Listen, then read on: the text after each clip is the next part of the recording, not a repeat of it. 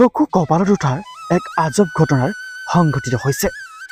৮০ বছৰীয়া বৃদ্ধৰ লগত বিবাহপাশত আবদ্ধ হ'ল ১৮ বছৰীয়া এগৰাকী যুৱতী। ডেকা চামক চেৰ পেলাই ৮০ বছৰীয়া বৃদ্ধৰ প্ৰেমৰ লীলা।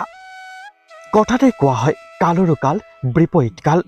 ৮০ বছৰীয়া বৃদ্ধই চেলেকে ১৮ বছৰীয়া যুৱতী কাল। ভিডিঅ'টোত দেখাৰ এই বৃদ্ধজনলৈ ভালদৰে মন কৰক।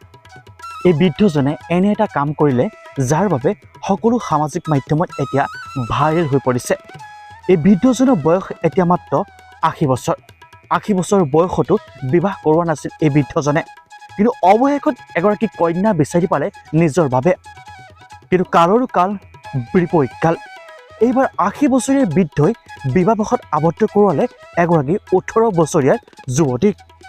সংবাদ মাধ্যমে যুৱতীগৰাকীক যেতিয়া সুধিছিল যে আপুনি ৮০ বছৰীয়া বৃদ্ধজনৰ লগত বিবাহপাশত আবদ্ধ কৰোৱাই সুখীনে, তেতিয়া যুৱতীগৰাকীয়ে তপৰাই উত্তৰ দিছিল, মই সুখী, মোক এওঁ বহুত বেছি মৰম কৰে, ভাল পায়। যুৱতীগৰাকীৰ নাম জোনালী আৰু এই বৃদ্ধ দৰাজনৰ নাম হৈছে পৰেশ। আপুনিও জনাওক এওঁলোকক শুভেচ্ছা। এওঁলোকৰ যুগ্ম জীৱন যাতে সুখৰ হয়।